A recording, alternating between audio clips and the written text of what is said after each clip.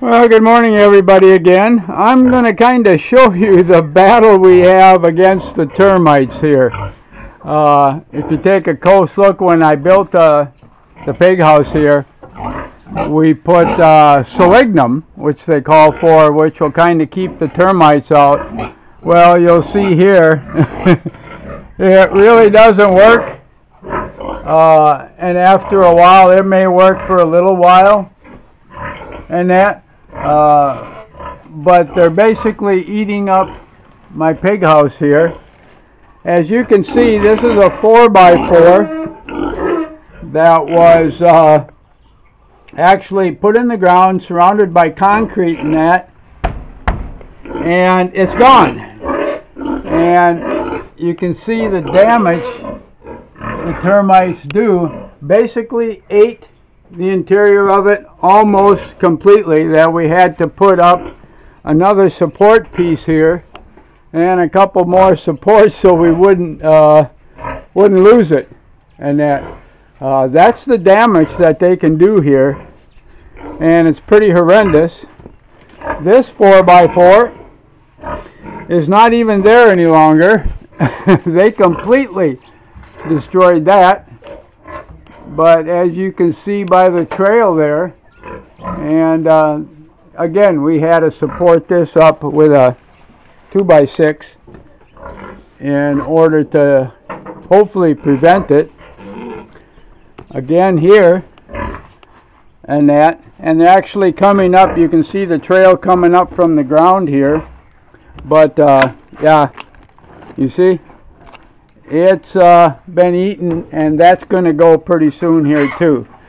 Now the pig house has been here, I'm going to say 5 years, and anything made of wood here, and you've got to realize there's no such thing as pine here or softwood. It's all hardwood, and it's cut and you build with it green, which means it's got turns and twists to it and everything in that. This one is still pretty steady and that. But yeah, pretty amazing. And that the destruction that the termites cause here. And see if I can get around this side a little bit.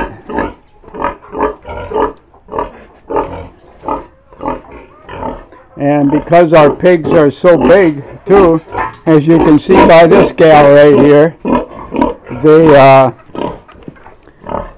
actually what we did when this was built, there are channels right here in the concrete, and we slip the door down into the channels, and because of their size, they have basically destroyed it.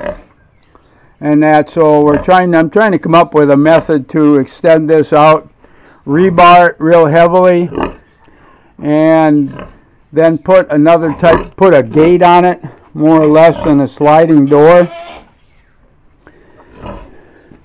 And again, you can see the trails here, termite trails, and like I said, you can see here they're getting in there too, and it's just something that you deal with here. Anything that's constructed of wood, and they'll eventually get to it. They'll find it, and as you can kind of see as I back away from the pig house here. And it requires every few years, if you've got a wood structure, you're actually going to have to resupport it or tear it down, build new, which, because the roof and everything's still pretty good, and we'll just add supports to it and to keep it up. And in another few years, of course, we'll have to, no doubt, completely tear it down and rebuild it again.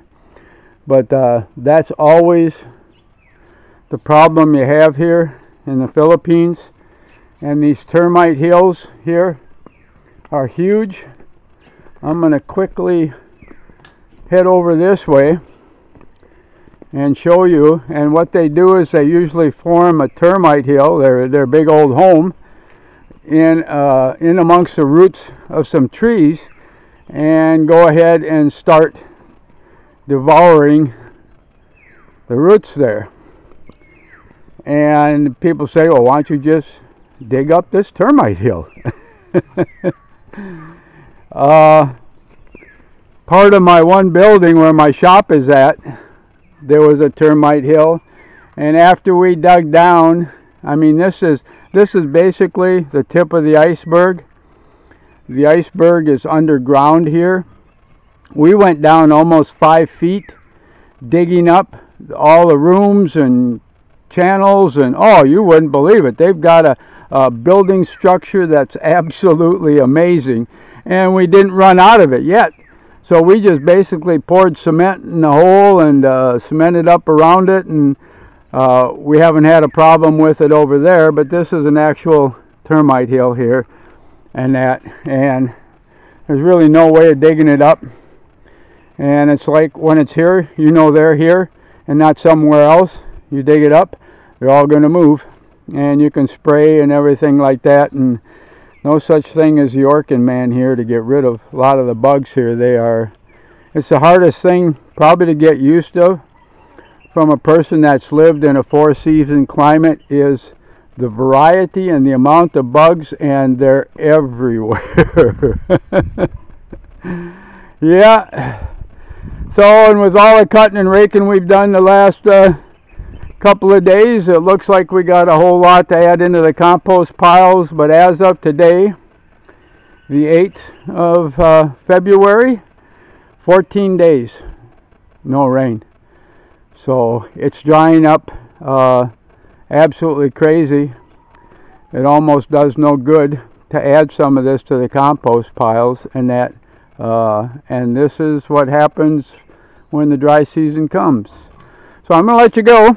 And that, just thought I'd show you a little bit else of another factor of living in the Philippines, that especially if you're gardening and farming, you have to deal with. So goodbye for now, and we'll see you again soon.